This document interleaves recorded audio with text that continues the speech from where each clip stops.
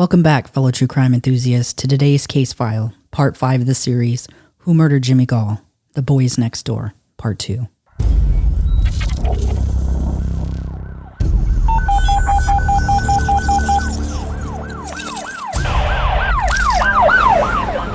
Year-old male, 211 Silver Hollow Road, between Lane Road and Crosspatch Road. Welcome to Body of Crime, your go-to true crime podcast, where we plunge headfirst into the gripping world of criminal mysteries. Join your hosts, Jose Medina, Crystal Garcia, and Alicia Anaya, as we deliver the full stories, immersing you in the heart of each case.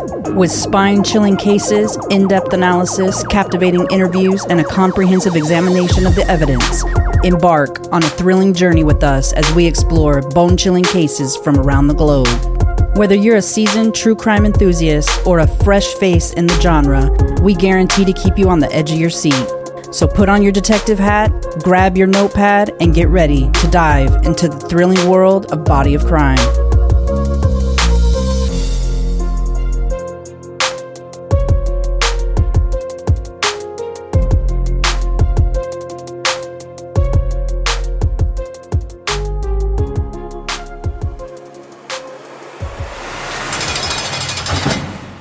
In the last episode of the series, we started the deep dive into the Garreau family, particularly the brothers, starting with the oldest of the Garreau brothers, William Charles Garreau, or Bill, as everyone knew him. Bill, who would be arrested for the molestation of 2 separate 7-year-old girls, was 15 years old at the time of young Jimmy Gaul's assault and murder. The investigation into Jimmy's death would bring the attention to Bill's assaults, and he would be arrested for the molestation of one of the 7-year-old girls and subsequently confessed to assaulting another while incarcerated. Later in life, Bill would find himself in prison for a similar type of offense when he was convicted of sexually assaulting 2 10-year-old girls. In addition to his sexual crimes, Bill's life would be filled with constant run-ins with the law, to include his going AWOL from the military, theft of firearms and knives from his uncle, and a slew of other troubles throughout his life, culminating as a lifetime registered sex offender who is now married to a much younger woman who he shares a young daughter with, who now is close to the age of the 7-year-old girls he molested in the 60s. Numerous Citrus Heights neighbors brought up the Garreau brothers during the investigation of Jimmy Gaul's murder. The brothers, that was weird. They had one room that they shared, and Donna had the bigger room. Donna was their stepsister, and she was like the prima donna of the house. She had every toy you could think of. She had lots of stuff. Clothes, toys. So we would play in her bedroom, but I was only allowed over there if her mother was there, and I was supervising. Later it was if the brothers were even home, I couldn't. But that was after Jimmy passed. She had no relationship with her brothers. She did not like them. It's like the house had no communication going on. It was very quiet. It was clean. It was orderly. Even when we went to church, the car was quiet. When we went and had lunch every Sunday after church, we'd go to Grant's, and her mom was the waitress there. We'd sit at the table. They would chit-chat across from each other. So I was taught to just sit and eat and, do your manners and stuff, and kind of like an adult's world. So I never had a conversation. I don't think her dad really even knew me, and this went on for almost 2 years. Her brothers were strange. It's almost like they were sneaking around and trying to really avoid Donna. She disliked them. She didn't want anything to do with them, and they were not coming in her area, not even come to her room to ask her a question. And then Donna, when they moved, was writing me from Washington, and it wasn't in the 5th grade. She was already telling me about some of her boyfriend's sex and asking me what I've done, and that's when I stopped communicating with her. That just wasn't my thing, kind of bragging. So she was promiscuous at a young age. And I was very uncomfortable with what she was saying. I was afraid my mom would read the letter. We didn't even talk about the birds and the bees yet. It just seemed like it was a false house because there was not happiness, there was not joy. But was Bill the most likely of the Garreau brothers to have been capable of murdering young Jimmy Gaul? Today we will dive into the life and crimes of the youngest Garreau brother, who was just 12 years old at the time of Jimmy's brutal assault and murder. As we ask the questions, could a 12-year-old boy be capable of such an act? Before you discount the question, keep in mind that according to the Office of Juvenile Justice and Delinquency Prevention, juveniles account for more than 1/4 of all sex offenders and more than 1/3 of those known to have committed sex offenses against minors. These offenders are also more likely than adult sex offenders to offend in groups and to have more male victims and often younger victims. The number of youth coming to the attention of police for sex offenses increases sharply at the age of 12. Juvenile sex offenders appear primarily motivated by sexual curiosity. Others have long-standing patterns of violating the rights of others. Some risk assessments have been designed to offer predicative validity from being a juvenile offender to an adult sex offender. Known juvenile offenders who commit sex offenses against minors span a variety of ages. 5% are younger than 9 years old, and 16% are younger than 12 years old. The rate sharply rises at around 12 and plateaus after the age of 14. As a proportion of the total, 38% are between ages of 12 and 14, and 46% are between the ages of 15 and 17. The vast majority, 93%, are male offenders. Most adult abusers start abusing when still at school.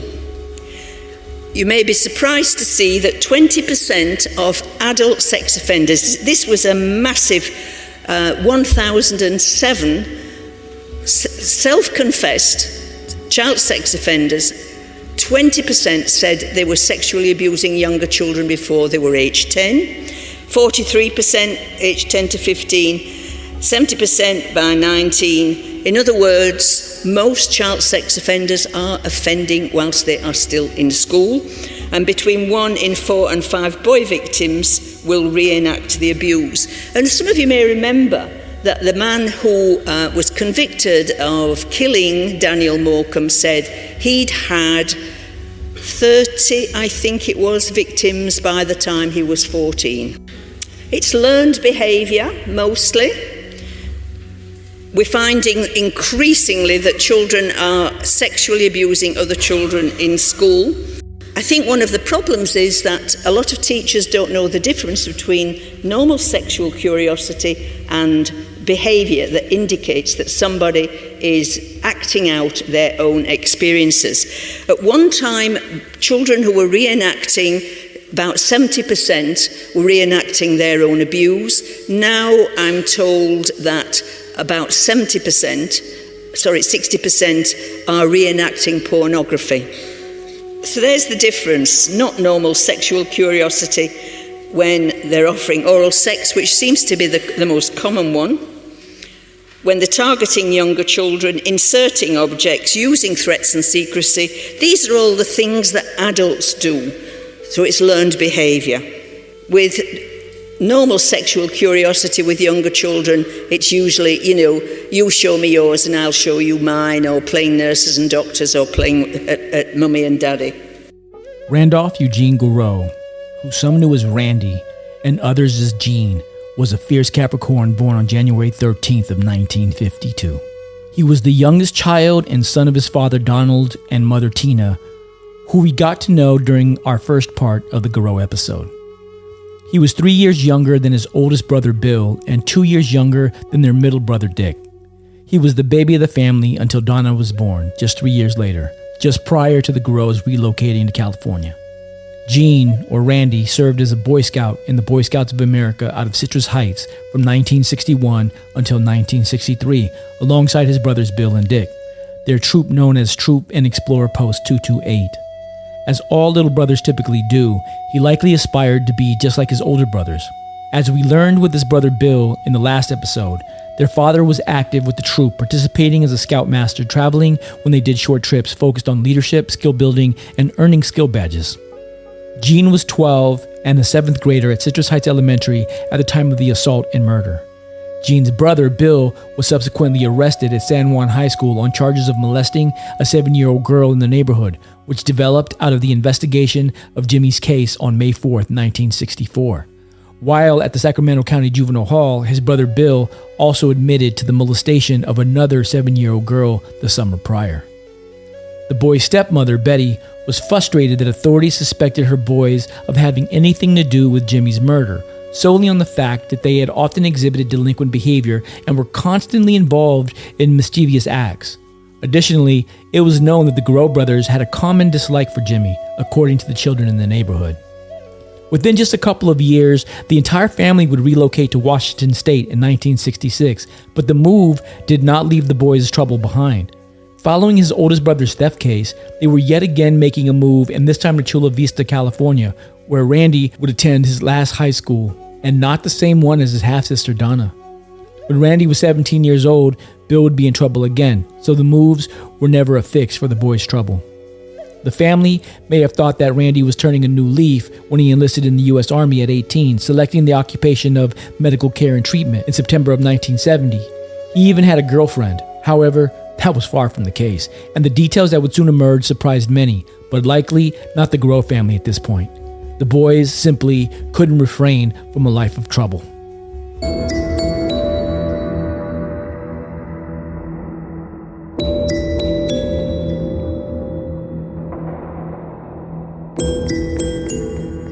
So I know that we learned about the family dynamics in the last episode, so I don't really think that we need to go over that. When it comes specifically to Randy or Jean, and the reason that we're telling you about both of these names is because some people do know him as Randy, and some people also know him as Jean. So we want to make sure that everybody's aware that he's gone by both of those names, and on a pretty consistent basis.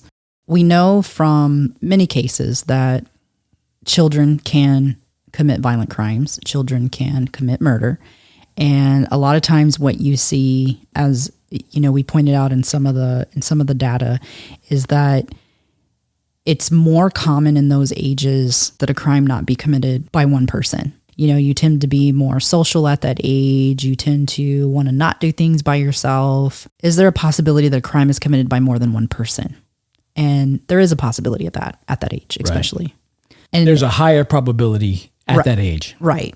And so then, you know, for him specifically, so he's the youngest of the boys. You know, most younger kids want to be like their older siblings, especially boys. So as you're learning, you know, how to become a young boy, become a young man, you're following your father's lead, you're following your brother's lead. And he was constantly being exposed to his brothers by the activities that they were doing together. And their father was often a part of that. So when they were in Boy Scouts and stuff, you know, and I'm sure, given the fact that I don't think that their trouble started arising at 12 to 15, I think it began before that. And I think that them being in the Boy Scouts was probably part of their father and stepmother's initiative to try to steer them in a better direction.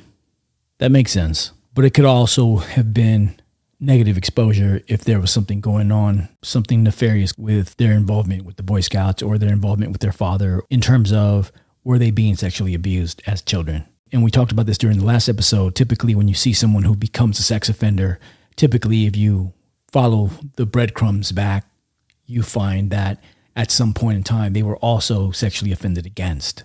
Right. And something unique with them as well, and even though it was for not that long of a period, there has been a lot of cases that have come to light, specifically within the Boy Scouts, of boys being abused, whether that was by other parents, whether that was by volunteer scoutmasters that were part of the organization.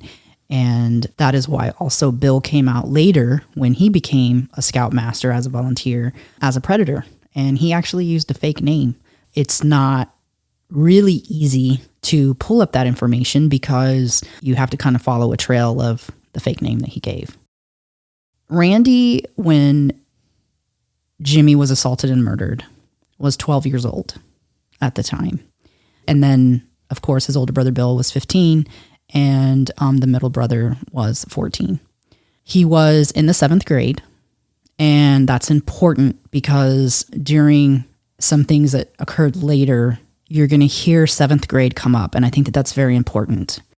Randy was also going to, because of his age, he would have been at Citrus Heights Elementary, which is also where Jimmy was going to school as well.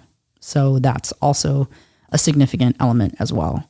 Something that I think is interesting about all of the moves that the family made, and I know that we covered this a little bit in the last episode as well, is just that it seems like every time the boys got into trouble, there was a move.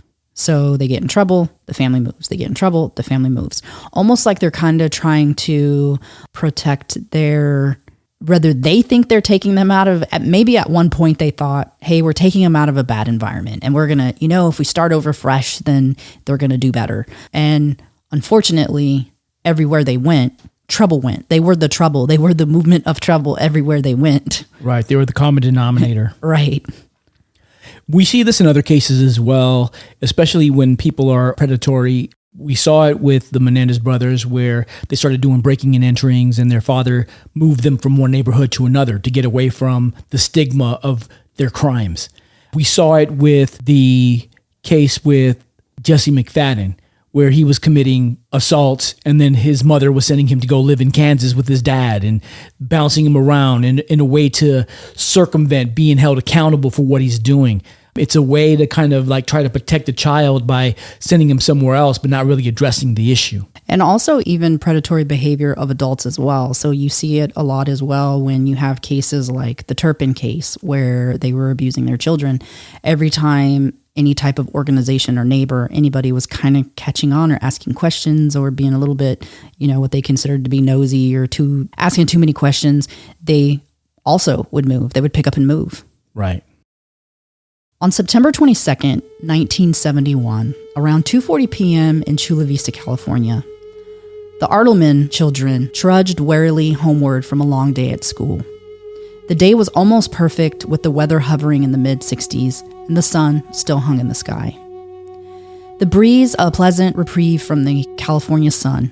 Their innocent laughter and playful banter dissipated into an uneasy silence as they approached the familiar confines of 1152 Oleander Street, a 4-bedroom, 2-bath home, approximately 1,500 square feet, on a lot that had been built in 1961. Beneath the picturesque scene of the quaint home, the Artelman family's world was shattered, as they were immersed into an indescribable nightmare from which they would never fully awaken. As they crossed the threshold, the scene that greeted them would still their innocence, and in its place, instill a terror that would haunt them for the rest of their lives. What they found in their home was a chilling crimson-stained scene, as another neighbor found their mother slain and laying lifeless on the living room floor. Her once vibrant spirit extinguished, her body covered in multiple stab wounds. Their mother had been sexually assaulted, strangled, and stabbed 8 times, with 3 wounds penetrating her heart and ultimately causing her death. She had hamburger meat on the counter in the kitchen in preparation for dinner and had been washing dishes when a young man, who would later be identified as Randy Garreau, violently pushed his way into her home, sexually assaulting Carmen, strangling her, and then stabbing her to death, leaving her in a pool of blood. Randy Garreau was her neighbor. Just a month after the brutal sexual assault and murder of Carmen Artelman, the Garreau family's next-door neighbor, 38-year-old Susan Hodge, experienced an attempted assault on October 28th of 1971. Her house, positioned to the immediate left of the Garreau home, if you were standing in the front yard, coincidentally sat in the same exact position where Jimmy's Gaul home had sat in Citrus Heights, California, in relation to the Garreau home. The perpetrator held a knife to her throat, threatening her. Susan had talked the assailant down by offering him money. Susan Hodge then called the police and told them that Jean, or Randy Garreau, her next-door neighbor, had attempted to assault her. During his psychiatric evaluation by psychiatrist Dr. Philip Solomon, he would confess to the murder of his other neighbor, Miss Carmen Artelman. The confession became unprotected by Dr. Confidentiality when Dr. Solomon was called to testify on Randy's behalf. Later, it would come out that he had also sexually assaulted an 80-year-old woman in addition to his own mother.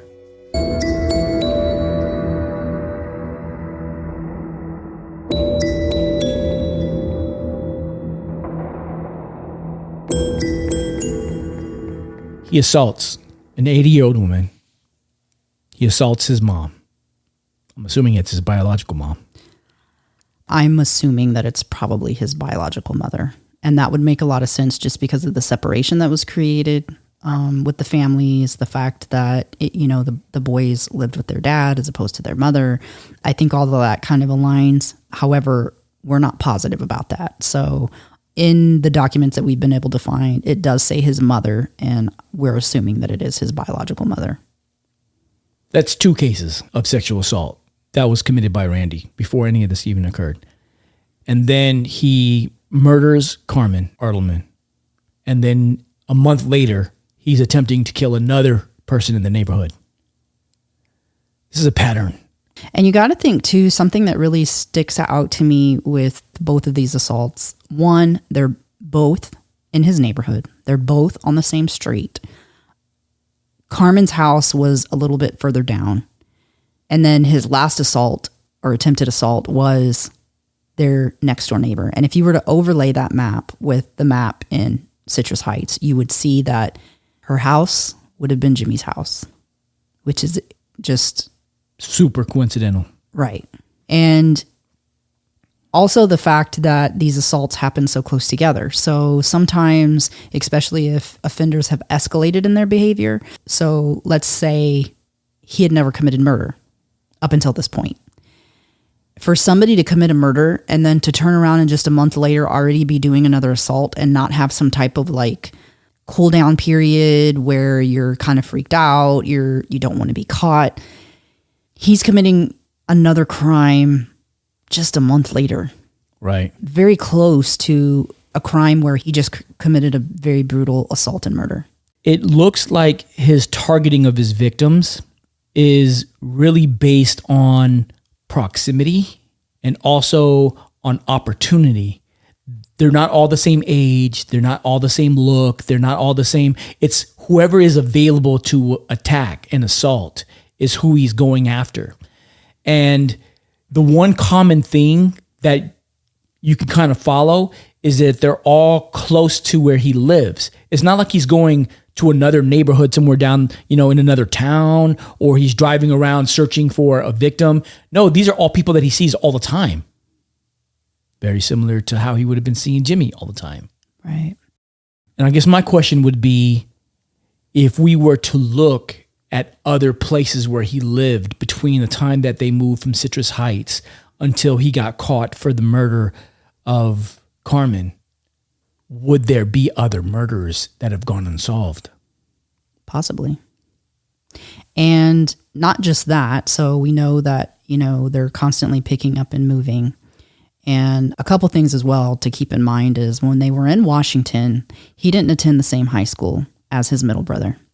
And just so everybody is aware, we're not covering the middle brother because there has been no record of any assaults that he's committed. He has no record of really any deviance, truthfully. Now, could he have done something when he was younger before the age of 18 and that's been sealed? Of course. But as far as any type of adult behavior, their middle brother was married at one point. There's no signs that he had any similar behavior to the older brother and the younger brother.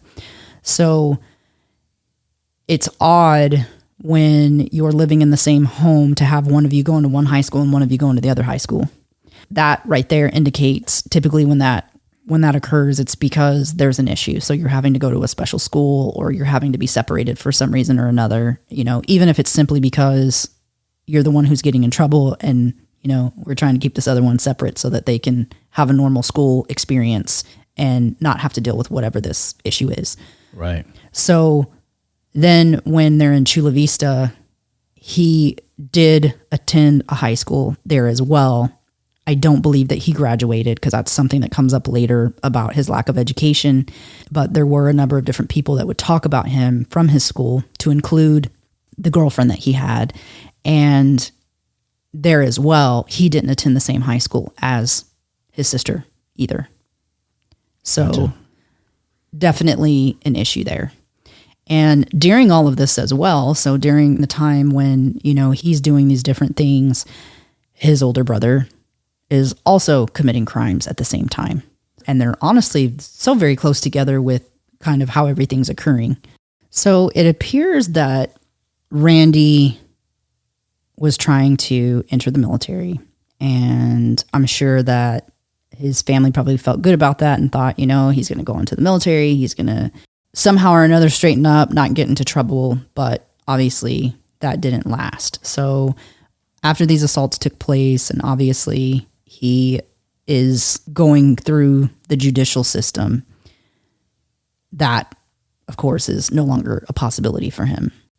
When the murder took place of Carmen, naturally her husband was the first person that was identified for them to try to rule out. And so they had actually in several news articles talked about how he was one of the suspects. And then when Randy came along, it was, he's this additional suspect now. So obviously after his confession, they realized, the husband is definitely 100% innocent. And how Randy messed up, because there was a very good possibility that they could have done away with his confession, was that in the case of the attempted assault, after she went to the police and they arrested him for that attempted assault, and he held a knife to her throat, so he was being charged with that as well. When they had a psychiatrist speak with him, he told the psychiatrist, and then it didn't end there. So then when they are going through the process and they're talking about whether or not he's innocent or guilty for that case, he calls this psychiatrist to the stand to speak, and he questions him.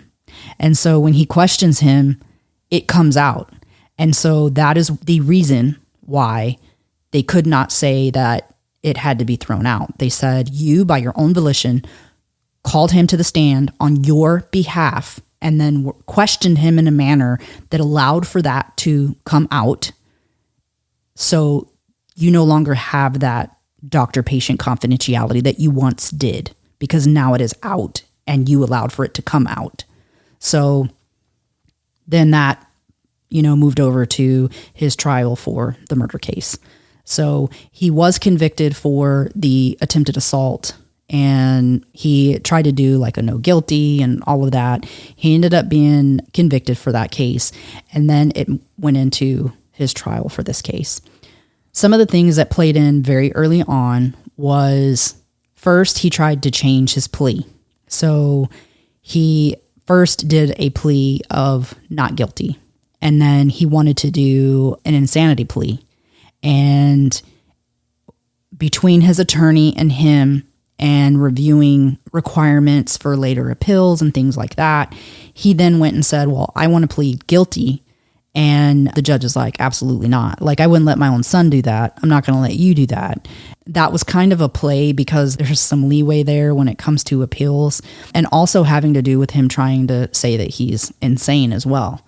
So the judge said no. So basically he was trying to play the system some kind of way in order to be able to get an easier appeal and be able to get out or be able to become free. It was a strategy. Yeah. And so then what you kind of see throughout the case is you see that his attorney is strategizing somehow, some way of them throwing the case out. Well, not really throwing the case out, but finding him insane so that they could instead send him to get treatment and not really put him away in prison. Right. Give him an excuse, basically. And this doesn't play out. Now, what you realize throughout the trial is that whether he was highly educated or not, Randy, because they make it seem like he didn't finish high school, and they mentioned several times throughout the case that he wasn't very educated. You can tell in the communications that come forward from the different doctors who spoke with him that he was highly manipulative and that he had to be pretty intelligent, because some of them he actually had the psychiatrist split in whether or not he had some kind of psychological disorder or not. Right. Multiple psychiatrists assessed him. And throughout those various assessments, you had some psychiatrists saying, oh, the way those psychiatrists did it wrong, because I believe he has this, and because he has this, the way they did it would have made it to where they wouldn't get a proper assessment. And so they had these different things going on. At one point, his attorney had a particular psychiatrist assess him again. And during that assessment, he said, "Oh, I think that he has paranoid schizophrenia." And the judge was like, after they cross-examined and everything, the experts, and talked to the various psychiatrists. They're like, "No, you're flip-flopping back and forth." And based on what he was trying to give as reasons as to why he thought that was the diagnosis, they said no. And so a majority of the psychiatrists agreed that he was not insane. And so they ended up proceeding with the case. Now, the other thing that I found very interesting throughout the trial is that, and again, to me, this comes off as being highly manipulative, he exhibited behaviors the few times that he was in there. So what he did was he requested that he not have to be in the courtroom. And he requested this based on the fact that he basically was kind of falling apart in the courtroom. And how he kind of got the judge to agree to this is he would, what they described, like violently shake and things of that nature while they were going through the trial. And so he's like, "You know what I'm going to have you do is I'm going to have you show up every time we have a court date. You're going to come in and I'm going to ask you how you feel about being here. And if you don't want to be here, then I'm going to allow for you not to be here." And so this happened multiple times. And so to me, that's a play. And the reason that that's a play is because people don't have to see how you're acting. And, right. Yeah. So it's kind of a protective nature. And also, if you blurt things out because you're upset, because you think they're saying something wrong, or if you smile because you don't care, or if you show no emotion because you don't have any emotion, like there's just a lot that I feel like was left out by allowing for him not to be there. Is that a normal thing? I've never seen that before, where you can just elect not to be present during the trial. It's not a normal thing. And actually, they talk about the fact that was like unheard of in that particular area. Typically, if they're doing that, there's a very significant reason why they're not having the person in there. And then at one point when they did have him in there, he tried to escape. And what had happened was, as they were calling people to the stand, as the judge was calling people to the stand, he started to walk towards there, like he was going to go there, and then tried to like jump over people and tried to run out. And he ended up getting punched by an attorney and like tackled by somebody else that was there for something. They were able to bring him to the ground. And so every time after that he was in the courtroom, he was in shackles and everything to try to obviously prevent his escape. Right. So, and then there was also, at one point when he was in there, his father was in there. And they talk about how his father had his head hung down, almost like he was praying or he was having some type of emotion. And then Randy starts to cry and his dad hands him a handkerchief. And now Randy's shaking. And so somebody has to ask him if he's okay. "Are you cold?" "No, I'm not cold." And so it just, to me, honestly, it seemed like a display. So towards the end of the trial, now mind you, he wasn't in there hardly at all. So towards the end of the trial, the prosecutor in the case actually talked about how she agreed. So one of the requests that he had towards the end after, he's convicted and he's sentenced and everything is, "Judge, can you keep all of my psychological assessments from moving forward to the place that I go to? Because I think it's going to inhibit my care and my being able to get better, because there was so much drama surrounding the various assessments." And he said, "I want a clean slate. So instead of it being based on, me going to prison or not, I'd rather it be an honest assessment." The judge said, "I don't know if that's in my power, but if it is, I'll attempt to do that." And the prosecutor spoke on his behalf and said, "I think he's intelligent." And he basically tried to give some kind of like, "I made a bad judgment call," is kind of what he said during the particular point in time, and kind of made people feel sorry for him. Mind you, he hadn't been in all of these proceedings, and so people weren't getting to see his responses. And so one of the things that was noted when she spoke is him smiling, kind of like, "I got her." Yeah. Really frustrating that, because this isn't the only case where something like this occurs, where, the offender garners this support. It really sucks that our justice system doesn't always do a very good job of humanizing the victims. And instead, what ends up happening is you hear so much about the offender that they end up humanizing the offender, right, to where people feel bad for them. Yeah. They become human and not the animal that they should be identified as. Right. Did any of his family members speak on his behalf? No. No family member spoke on his behalf, and the only family member that was ever mentioned as showing up to support him or to observe the proceedings was his father. And when everything first started, he was 19 when he committed those assaults. And then I want to say he was 20 when he was convicted and sentenced. And the sentence that he got was life with the possibility of parole. And he would never be paroled. He went to prison like in 72, I want to say, and he passed away in February of 2022. During his time in prison, he did not remain a good prisoner, if that's any surprise. So various states have different rules about what they're allowed to release when it comes to a prison record and things of that nature. And in California, they don't release a whole lot. And so when we requested his prison record, we didn't get a whole lot beyond his photos that were taken, beyond his movements. And one of the things that's very interesting in his movements is that there's gaps. And so, which is kind of odd because typically the dates align perfectly, but there's some gaps there. And also, just in the ones that they released to us, he was transferred or moved at least 23 times. Jeez.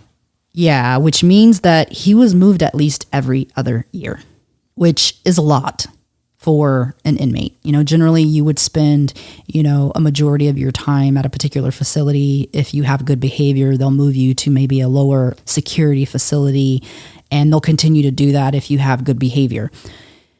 During his time while he was in prison, there was a couple of appeals that he tried to do, and none of those worked out for him except for one where he had gotten in trouble. And basically in their process of going through their system of, when you have some type of infraction and you still have rights while you're in prison, as far as how they go about giving you some type of corrective action. And during that particular process where he had actually threatened a correctional officer, they didn't notify him properly of the proceeding that they were doing, where they made a decision for one of his movements. They were moving him to San Quentin prison. And when they did that, because they didn't give him the proper notification, when he did his appeal, which he did pro se, meaning that he didn't even have like a public defender or an attorney that he hired, so he represented himself and knew enough to do it, he won that appeal, which didn't do much other than allow for him to move to another facility. But again, he constantly moved from one facility to another facility. And then in 2016, they mentioned that he had a serious offense while incarcerated, but they don't say what it was for. He continued to get in trouble.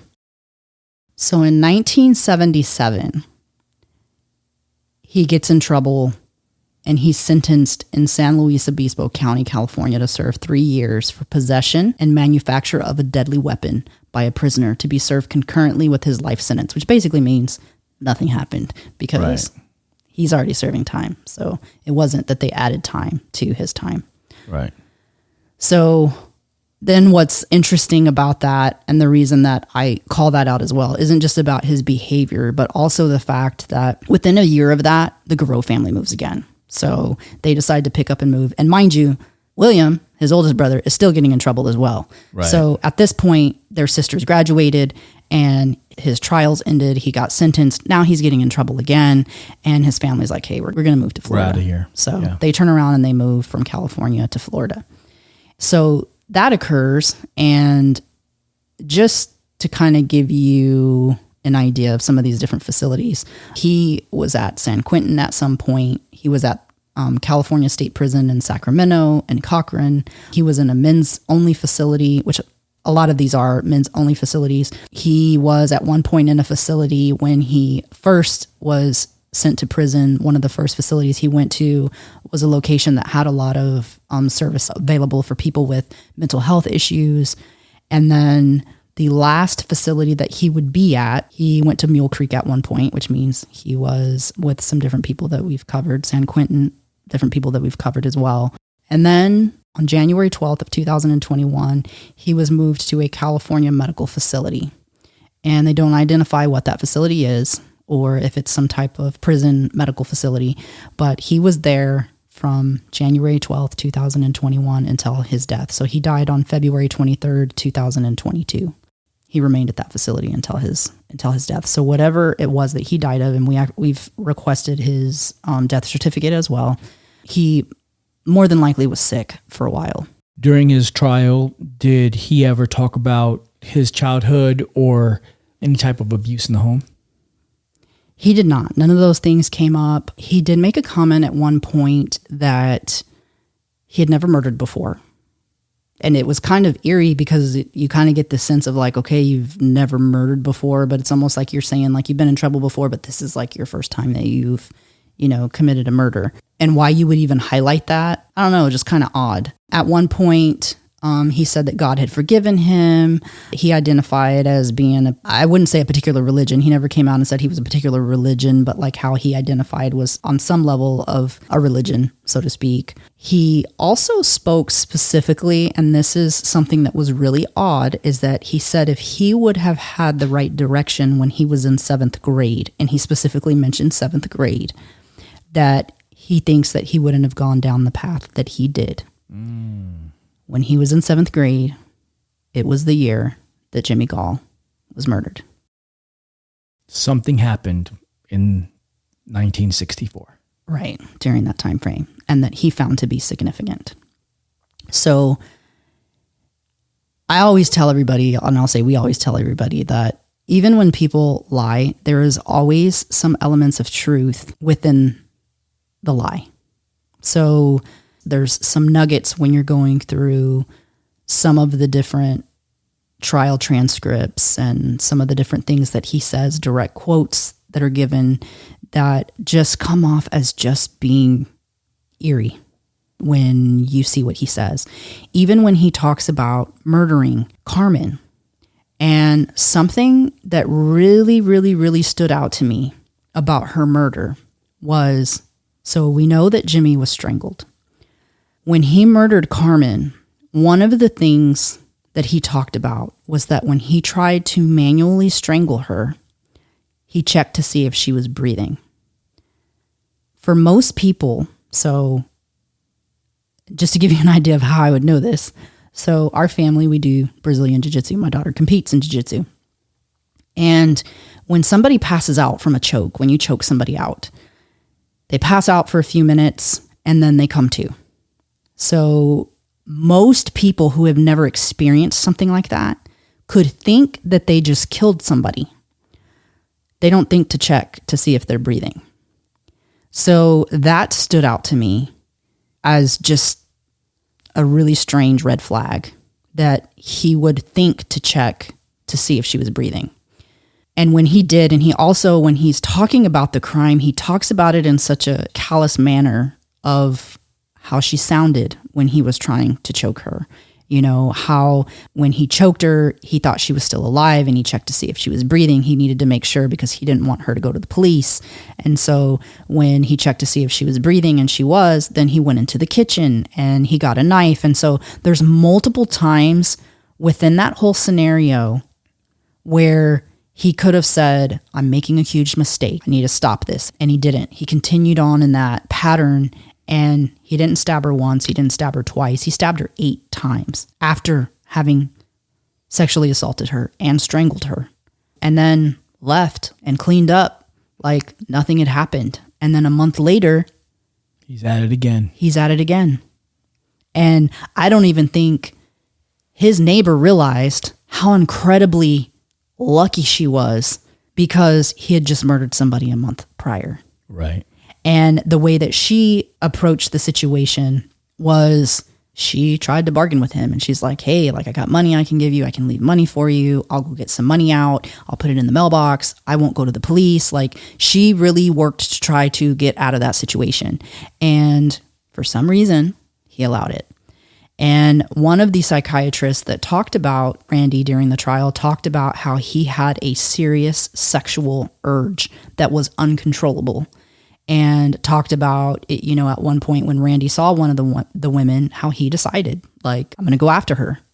So not normal behavior. And then while he's in prison, there's articles where he's featured looking for a pen pal, a prison pen pal, or he's looking for somebody who's into mystic arts like he is. I'm not too sure what mystic arts is, but saying he's this athletic, slender, good-looking man, stays in shape. And oh, by the way, I've been wrongfully convicted. So he also isn't taking any form of responsibility for anything he's doing either. And he talks about them so nonchalantly, like, oh, it was a mistake. Oh, I was led astray. Oh, like just really comes off as not a good person. So then in 2011, the young woman who once was his girlfriend, her name was Jeanette. Jeanette finds a letter from him that he had written to her shortly after he had gone to prison. And she decides to look him up and reach out to him. And so she reaches out to him. And when she does, of course, he's excited by that. Somebody's reached out to him. He's got somebody from the outside world that he can speak to. And so they begin to communicate. She goes and visits him, takes some pictures with him. They start to rekindle this thing. She said that he was her first love. And she actually does a post on Facebook in May of 2012. So at this point, they have been communicating for almost a year now. And she talks about being on a mission to get him out and finding him support. And she's excited when people are saying, oh, who is this? And, like, tell us. And she's like, oh, he was my first love. And, and then after that, she doesn't post anything else about him or talk about him.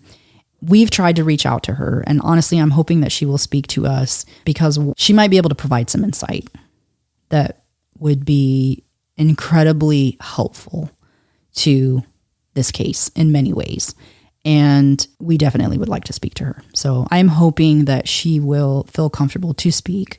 I would think based on her not continuing to post anything about him and things kind of fading out is that at this point when she kind of let the public know that she's talking to him and she's taking a picture with an inmate, naturally when people care about you, they want to verify things. And so you get people that look things up and they're like, hey, whatever he told you wasn't true. Let me tell you what I found. And so I think there was probably a falling out of what he was telling her versus what was truthful, to even include him talking about how she's the only person who's reached out to him in 40 years. Right. And that he's had no contact with the outside world, yet he's trying to get a pen pal and trying to get, so a lot of those things are not true that probably he was trying to sell to her. Well, if she doesn't know who he was, she knows now. That's true. And also in addition to that, some of the people that spoke about him during the trial to his character and even talking about whether or not they believed that he was insane, anybody who had known him for any length of time was like, he's not crazy. He's not like an insane person.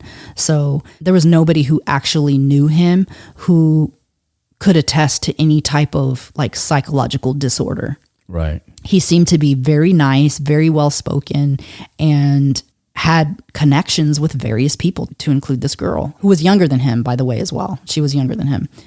So there was nothing there that anybody would come forward and say, oh yeah, he was crazy. Now there was like a coach or a teacher that came forward and said that his aggression was high and that he would have these outbursts, like really angry, aggressive outbursts. But beyond that, nobody was talking about him being, like how you hear a lot of people say when cases come out where they say, oh yeah, he was really odd and he really, nobody said that about him. So similarities to Jimmy Gaul's case. Do we see any? Yes. There's similarities in the fact that Jimmy was attacked by somebody who lived in the neighborhood, just like Carmen was and just like Susan was. We also see that there's strangulation. We see that Randy Garreau's victims are selected by proximity and by availability, and not really by any distinguishing type of characteristic. When you look at the statistics that you shared at the beginning of the podcast, you talked about the age and the fact that even at 12 years old, there are offenders who can victimize other children, and the age difference between those children. 12 years old and 7 years old, you can definitely see one overpowering the other. And then there's also his comments about something happening in 1964 when he was in 7th grade and how that is the beginning of his downward spiral. He admits that himself in court records, meaning something happened then that was impactful, whether that was something he did or whether something that he was a part of or whether that was something that he witnessed. It's something that happened at around the time that Jimmy Gaul was murdered. And something as well that's pretty interesting that they talk about with the different research that's been done with young sex offenders is that sodomy is higher in that age group. Yeah. Especially at the age of 12 with boys. That's an interesting element that we now know that maybe we didn't know back in the 60s. And the other thing too that I want to call out is the fact that with him trying to strangle Carmen first, that came off so odd to me that he would check to see if she was breathing is what gave you the insight to even think to do that? Like, how did you learn that? And one thing that I noticed in Jimmy's case, and this is without us seeing a full autopsy, is that the person who performed his autopsy talked about it being one of the worst that he had seen at that point in time in his career. And talked about him being sexually assaulted. And we know that he was sodomized. When the police talk about the condition of Jimmy's body, they only talk about there being a couple bruises. And we know from seeing numerous autopsies where sexual assaults have occurred is that there can be lots and lots of damage that is noted, not even just in the autopsy, but on finding the person. And so it leads me to believe that the sodomy could have taken place when he was not conscious. And so the reason the strangulation has me curious is because I wonder if he had passed out, the sodomy took place, and then he was murdered at that point.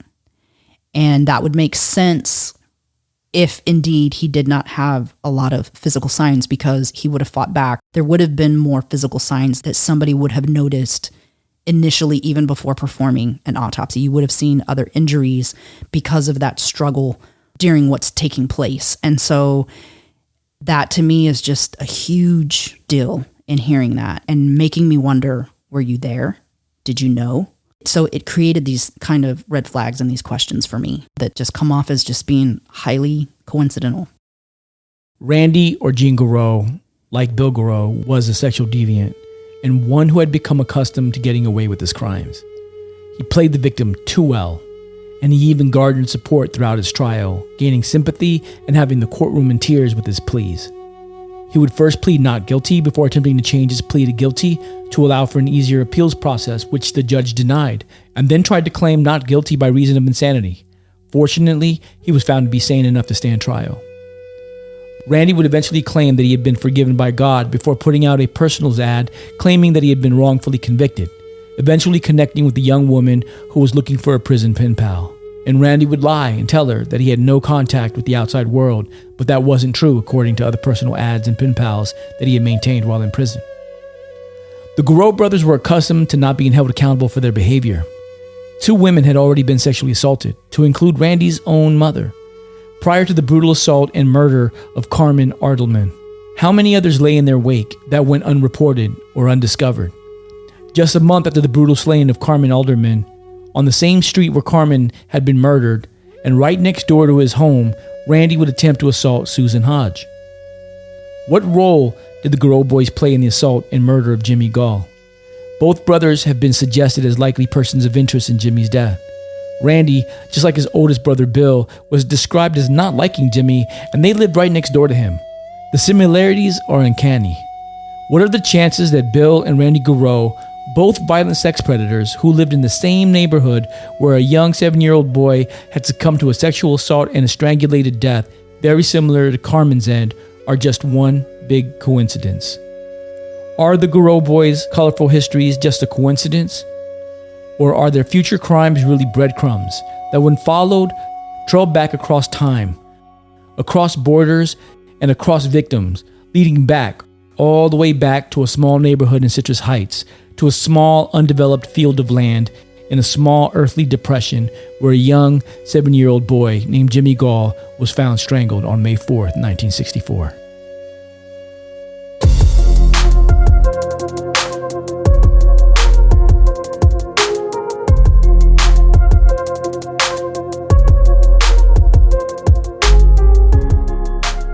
And that's a wrap on today's investigation, fellow detectives.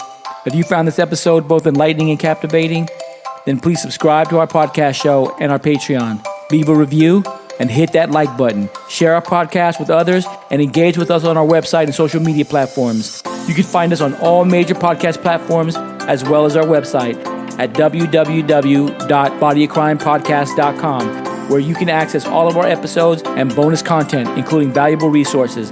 By expanding our community, we believe we can make a greater impact in our pursuit of truth and in shedding light on crucial cases. If there's a case that you'd like for us to cover or a personal story you'd like to share, please don't hesitate and contact us through our website. We always welcome your feedback and suggestions. Until next time, stay sharp and thank you for tuning in to the Body of Crime podcast. Bye.